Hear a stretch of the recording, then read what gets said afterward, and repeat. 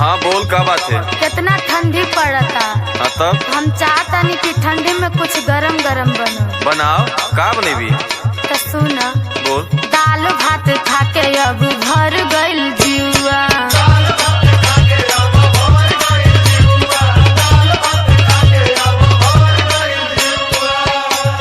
नीक नाही लागे राजा दूध दही घिउआ।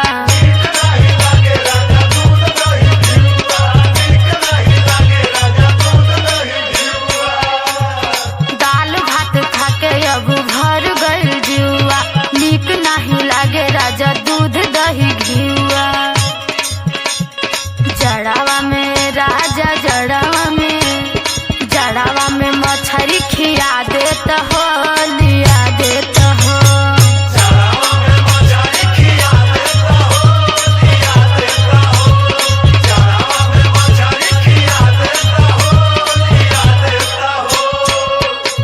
अच्छा, तोर बहुत मछली मन डोलत है।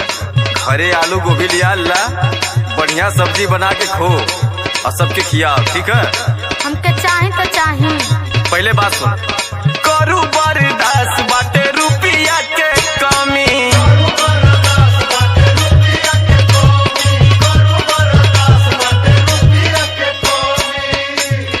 जबरी करेली काहे बबुआ के मम्मी।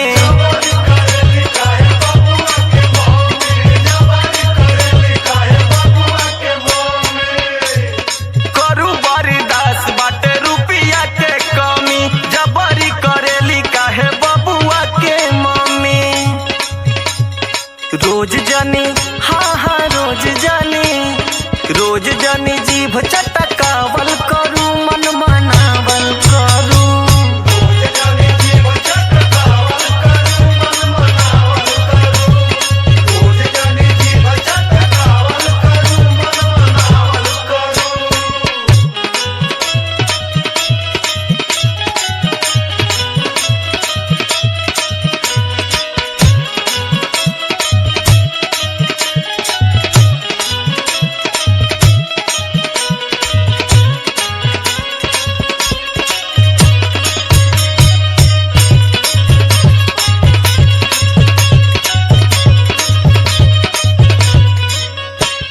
ठंडी में निक निक खाना खियाब तबे न मोटाई।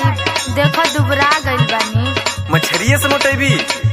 घरे भैंस बनल है, रोज 2 गिलास मार दूध, खुदे मोटा जेबी। तो सुन, कम बाटे एज न भेज नहीं मिले।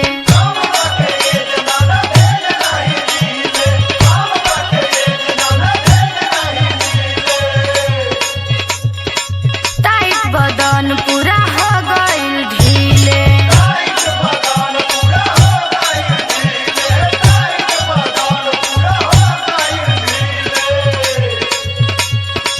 कम बाटे एज न भेज नहीं मिले।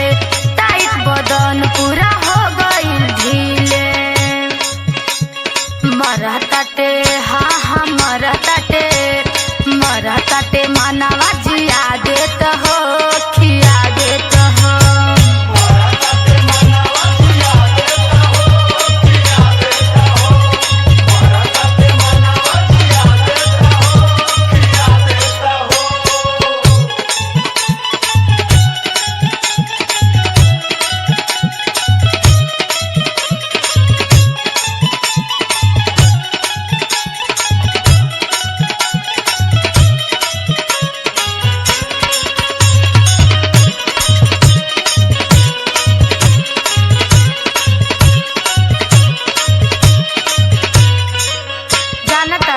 हम अपने सखियन के फोन करके बतावे नी कि तू बहुत मानेला।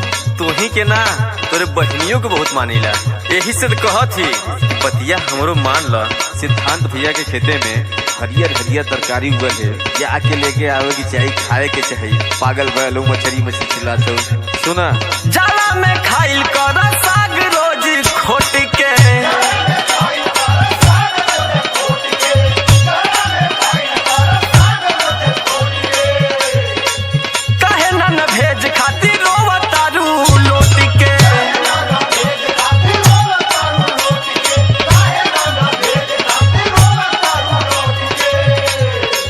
जाला